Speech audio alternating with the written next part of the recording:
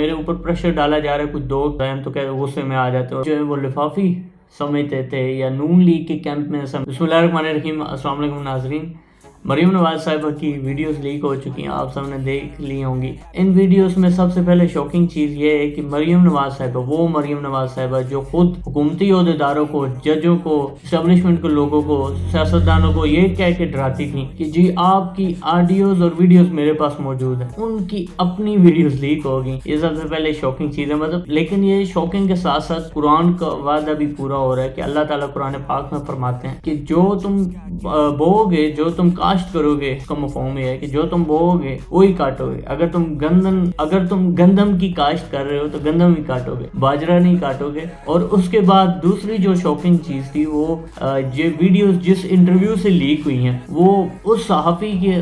کے انٹرویو تھا، ان کی پوڈ کاسٹ تھی، جن کو بہت سارے لوگ جو ہیں وہ لفافی سمجھتے تھے یا نون لیگ کے کیمپ میں سمجھتے تھے یا نون لیگ کے سپورٹر یا عمران خان صاحب کے مخالف کیمپین سمجھتے تھے،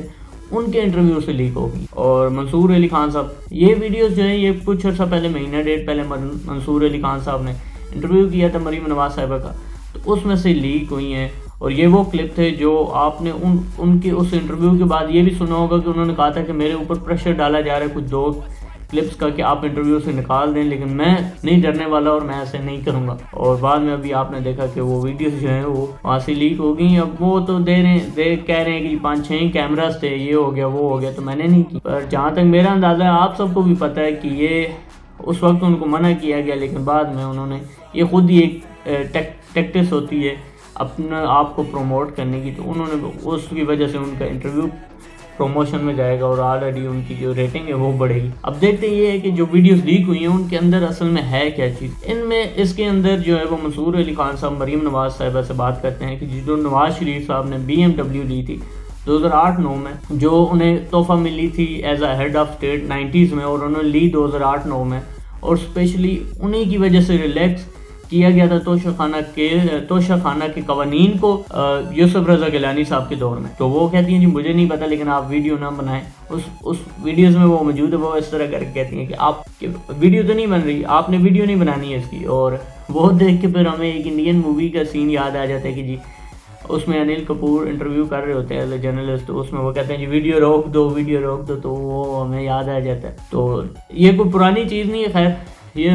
نواز شریف فیملی کا یا شریف فیملی کا یہ وتیرہ ہے۔ آپ کو ایک پرانا انٹرویو یاد ہوگا شاید 2005 کا، نواز شریف صاحب کا اور طلعت حسین صاحب کا، اس میں بھی نواز شریف صاحب بھول جاتے ہیں، نہیں بتا پا رہے ہوتے، تو پیچھے سے ان کے جو لوگ ہوتے ہیں ان کے پارٹی کے، وہ ان کو سمجھا رہے ہوتے ہیں جی اس طرح بولیں اس طرح بولیں، تو طلعت حسین تو غصے میں آ جاتے ہیں اور وہ کہتے ہیں کہ جی آپ چپ کر جائیں۔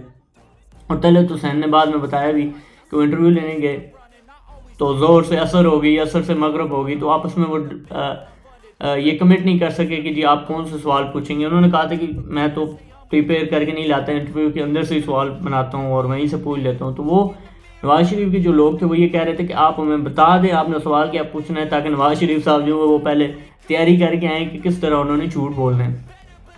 خیر اس انٹرویو میں یا اس ویڈیو جو لیک ہوئی ہیں اس کے اندر جو دوسری چیز آتی ہے وہ مریم نواز صاحبہ کی جو JIT کی رپورٹ تھی، اس کے اندر جو چیزیں آتی ہیں، ان کی گاڑی آتی ہے، کوئی BMW وغیرہ، کچھ پیسے آتے ہیں جو انہوں نے مبینہ طور پہ کچھ لاکھ میں گاڑی خریدی اور تقریباً 2 کروڑ کی جو ہے انہوں نے وہ بیچ دی، یعنی JIT یہ کہتی ہے۔ مطلب وہ مریم نواز صاحبہ جنہوں نے پچھلے 1 سال باقاعدہ کمپین چلوائی اپنے میڈیا سیل کے تھرو، PTV کے تھرو، اپنے تمام چینلز کے تھرو، کہ جی آپ کہیں کہ عمران خان جو ہے اس نے بہت سستی گاڑی لی اور پھر آگے مہنگے داموں جو ہے وہ بیچ دیں۔ خدا کی قدرت ہے کہ اللہ تعالیٰ نے آج انہی کو ایکسپوز کیا، اور وہ خود کہہ رہی ہیں کہ یہ کوئی جرم ہی نہیں ہے کہ آپ توشہ خانہ سے ایک فکس اماؤنٹ پہ چیز لیں اور آگے جتنی مرضی کی بیچ دیں۔ مطلب چند لاکھ کی BMW آپ لے رہے ہیں،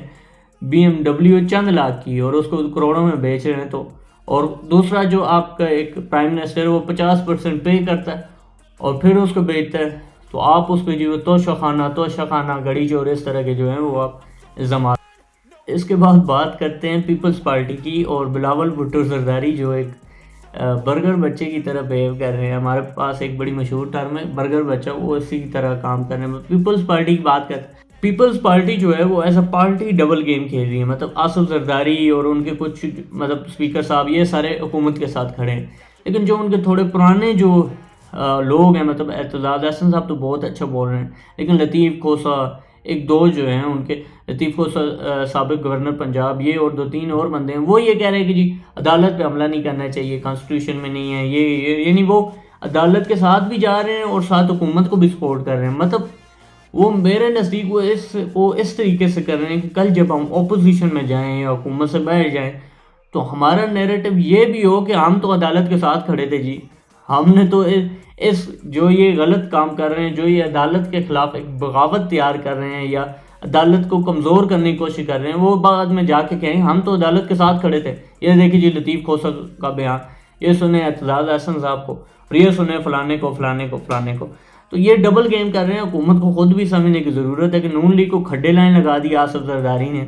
پنجاب میں ہی ان کی سیاست تھی اور پنجاب میں ہی بیڑا گرک کر دیا. باہر تو کوئی پنجاب سے باہر تو نون لیگ KPK میں تھوڑی بہت تھی, اس کے علاوہ تو ان کی کوئی سیاست ہی نہیں تھی. اب تو پنجاب کے اندر جو نیا سروے ہے 230 سے 240 سیٹیں PTI جیت رہی ہے, اور نون لیگ جو ہے وہ مر کے کچھ 40-50 سیٹیں جیت رہی ہے. تو نون لیگ کو خود سوچنا پڑے گا کہ انہوں نے اپنی سیاسی قبر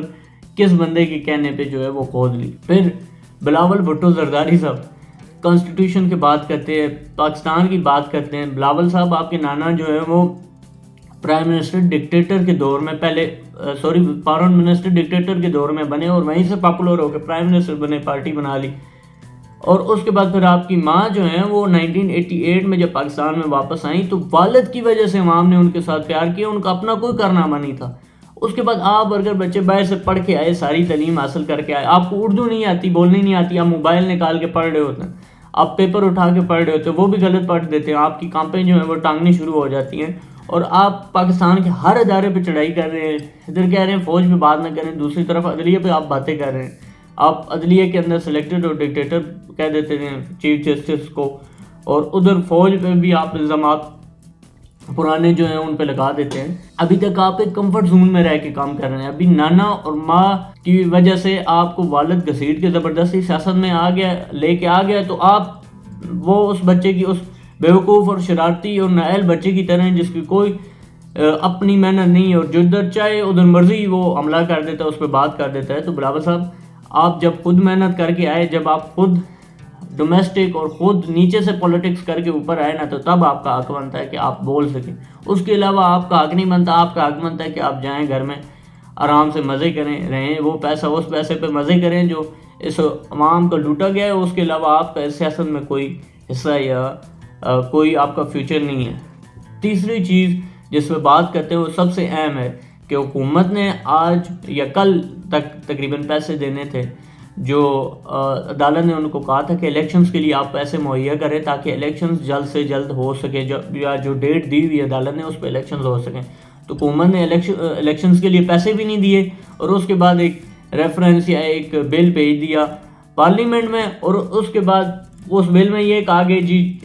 جو وزارت خزانہ کے سیکٹری ہیں انہوں نے پیسے دینے, اور وزیر خزانہ کے جو سیکٹری ہیں, فائنانس منسٹر کے جو سیکٹری ہیں, ان کو وہ کہہ رہے ہیں جی وہ تو باہر گئے ہوئے ہیں, وہ تو USA امریکہ کے اندر گئے ہوئے ہیں, وہاں پہ پاکستان کے لیے ڈیلز کر رہے ہیں. مطلب ادھر تو ایک وہ پیسے بھی نہیں دے رہے تو انہیں عدالت بھی کر رہے ہیں, دوسری طرف وہ کہہ رہے ہیں جی پارلیمنٹ میں بل بھیج کے جی فائنانس منسٹر کے سیکٹری نے سائن کرنے, اور سیکٹری کو کہاں بھیج دی ہے USA. یعنی آپ نے الیکشنز نہیں کرانے تو کم از کم اتنے تو جھوٹ نہ بولیں. ایک بہت ہی پرانا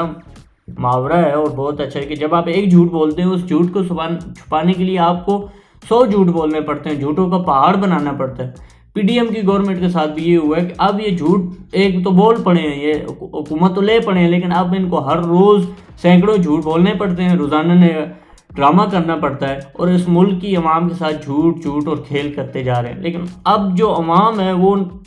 ان کی بات تو سننے کے لیے تیار نہیں ہے, لیکن اب عدالت پہ یہ چیز ہے کہ وہ کیسے اپنے فیصلے کو امپلیمنٹ کراتے ہیں, اور کیسے وہ یہ بتاتے ہیں کہ اس ملک کے اندر رول آف لا ہے, اس ملک کے اندر جو عدالت ہے وہ عوام کا جو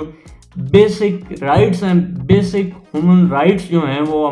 کل قاضی فائز عیسیٰ صاحب نے پارلیمنٹ کے اندر تقریر کرتے ہوئے یہ بات کہی کہ ہمارے آئین کا جو بنیاد ہے, جو ہماری آئین کی خوبصورتی ہے یا سنہری حروف ہے, سنہری چیزیں, وہ ہے